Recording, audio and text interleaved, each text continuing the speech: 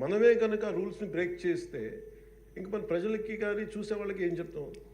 నాకు చాలా కాలం క్రితం నేను అప్పుడప్పుడు మనోహర్ గారిని అడుగుతూ ఉంటాను, సార్ అసెంబ్లీలో ఇక్కడ ఏమి గొడవలు జరిగినా ఇది కేసులు పడవని, ఇక్కడ ఏమి మీకు కొట్టుకో, ఇది నేను నాకు చాలా కామన్ మ్యాన్ ఒక ఇష్యూ, ఒక ఇంక్విజిటివ్నెస్.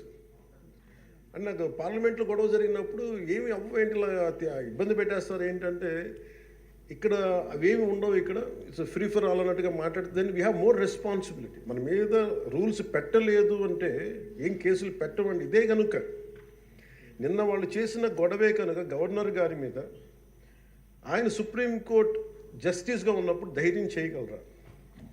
కళ్ళల్లో చూడగలరా?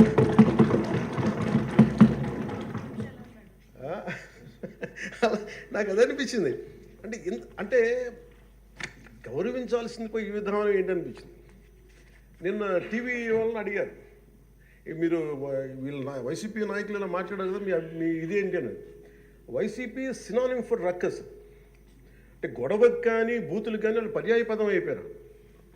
అంటే నిన్న చూసిన గొడవ జరిగిన తర్వాత నాకు నిజంగా అనిపించింది, గౌరవ ముఖ్యమంత్రి గారు అన్ని సంవత్సరాలు వాళ్ళు ఎలాగా వాళ్ళని తట్టుకొని నిలబడ్డారు, ఆయనకి హ్యాట్స్ ఆఫ్ తెలియజేస్తారు. అది ఎంత గట్స్ ఉండాలి, ఎంత దమ్ము ఉండాలి, ఎంత ధైర్యం ఉండాలి. అలాగే నాకు నిన్న గొడవలు జరుగుతుంటే నాకు అనిపించింది, నాకు ఇవే గుర్తొచ్చినాయి అధ్యక్ష. వాళ్ళు ఎప్పుడైతే పేపర్లు విసిరేసి అక్కడ దాకా వచ్చారో నాకు గుర్తొచ్చింది వివేకానంద రెడ్డి గారి హత్య గుర్తొచ్చింది. అంటే వాళ్ళ విధ్వంస విధానం చూశారు. అలాగే ప్రజావేదిక ప్రజావేదికని కూల్చిన విధానాన్ని గుర్తొచ్చింది అధ్యక్ష. 200 పైచిలుకు ఆలయాలని విధ్వంసం గుర్తొచ్చింది అధ్యక్ష. డాక్టర్ సుధాకర్ గారు చనిపోయిన విధానం గుర్తొచ్చింది అధ్యక్ష. జంగారెడ్డి కల్తీ సారాలో చనిపోయిన చావులు గుర్తొచ్చినాయి అధ్యక్ష. సుప్రీంకోర్టు జడ్జిలతో లెటర్ రాసిన విధానం గుర్తొచ్చింది అధ్యక్ష. వాళ్ళు చేసిన గొడవకి మన హైకోర్టు, ఆంధ్రప్రదేశ్ హైకోర్టు జడ్జెస్ని సోషల్ మీడియాలో బూతులు తిట్టిన విధానం గుర్తొచ్చింది అధ్యక్ష. సోషల్ మీడియా అబ్యూస్ గుర్తొచ్చింది అధ్యక్ష. పత్రికాధిపతులపై దాడులు గుర్తొచ్చినాయి అధ్యక్ష. రివర్స్ టెండరింగ్ గుర్తొచ్చింది అధ్యక్ష. పాలసీ టెర్రరిజం గుర్తొచ్చింది అధ్యక్ష. స్వయాన మీ మీద జరిగిన టార్చరు, దాడులు, ఇబ్బంది పెట్టిన విధానం గుర్తొచ్చింది అధ్యక్ష. మన అడవుల విధ్వంసం గుర్తొచ్చింది అధ్యక్ష. చంద్రబాబు గారిని 53 రోజులు జైల్లో పెట్టి ఇబ్బంది పెట్టిన విధానం గుర్తొచ్చింది అధ్యక్ష. అమరావతి రైతుల్ని దారుణంగా రక్తాలు వచ్చేలా కొట్టి కేసులు పెట్టింది గుర్తొచ్చింది అధ్యక్ష. తిరుపతి కల్తీ లడ్డులు గుర్తొచ్చినాయి అధ్యక్ష. అబ్యూజ్ ఆన్ విమెన్ గుర్తొచ్చింది అధ్యక్ష. మన కళ్ళ ముందు వీళ్ళు విధ్వంసం తెలియజేస్తూ ఉన్నారు. వీళ్ళు ఈ స్థాయిలో ఇక్కడ ప్రవర్తిస్తే దానికి సంబంధించి బయట ఇట్లాంటి గొడవలు జరుగుతాయి అధ్యక్ష. ఇది మారాలి అని చెప్పి మనం మాట్లాడితే ప్రజలు మనకి ఈ రోజున ఇంత అత్యధిక బలంతో మనల్ని ఇక్కడ నుంచోబెట్టారు అధ్యక్ష, ఇక్కడ కూర్చోబెట్టారు మనందరినీ. దీనికి గౌరవ ముఖ్యమంత్రి గారు ప్రదేశాలు చెప్తూ ఉంటారు.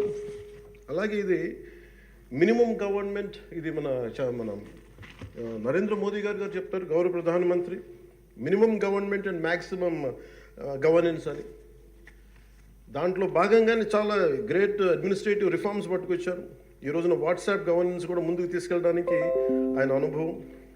అంటే మేము ఈ ప్రభుత్వం చేస్తున్నది అధ్యక్ష, ఎక్కడా కూడా ప్రభుత్వం ప్రజలకి సామరస్యపూర్వకంగా ఉండాలి, ఎక్కువ సానుకూలంగా ఉండాలి, ఎక్కువ బాధ్యతలు పెట్టాలి, ఎక్కువ బరువు పెట్టకూడదు అనే విధంగా గౌరవ ముఖ్యమంత్రి గారి ఆధ్వర్యంలో నడుస్తూ ఉంది ప్రభుత్వం.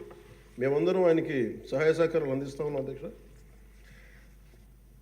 Governor his excellency Abdul Nazeer గారికి రాష్ట్ర ప్రభుత్వ అధిపతిగా గవర్నర్ హోదాలో శాసనసభను ఉద్దేశించి రాష్ట్ర అభివృద్ధి భవిష్యత్ నమూనాను దిశానిర్దేశం చేసినందుకు వారికి నా హృదయపూర్వక కృతజ్ఞతలు. అలాంటి ఉన్నతమైన వ్యక్తి ఇస్తున్న సందేశాన్ని చూసి వైసీపీ వాళ్ళు బాయ్కాట్ చేయడం చాలా దురదృష్టకరం. ఇలాంటి ఆయన చూస్తూ ఉన్నాను అధ్యక్ష. ఇట్లాంటి ఇబ్బంది పెట్టే సమయంలో కూడా ఆయనకు ఆరోగ్యం కూడా సరిగ్గా లేదు, జ్వరం వచ్చిన సమయంలో కూడా ఆయన ఎంత ఇబ్బంది పెడుతుంటే ఆయన చాలా సక్సెస్ఫుల్గా ఆయనకి ఇచ్చినందుకు మనస్ఫూర్తిగా వారికి నా ధన్యవాదాలు, నా కృతజ్ఞతలు తెలియజేస్తాను. చట్టసభలు, దేవాలయాలు లాంటివి రాజ్యాంగాన్ని పరిరక్షించేందుకు 5 కోట్ల ఆంధ్రప్రదేశ్ రాష్ట్ర ప్రజల భవిష్యత్తుని నిర్ణయించే వేదిక ఇది. అలాంటి సభను హుందాగా నడిపించాలని కూటమి ప్రభుత్వం అధికారులకు వచ్చిన రోజు నుంచి తరచుగా చెప్తూ గౌరవ ముఖ్యమంత్రి గారు పదే పదే మా అందరికీ దిశానిర్దేశం చేస్తూ ఉంటారు.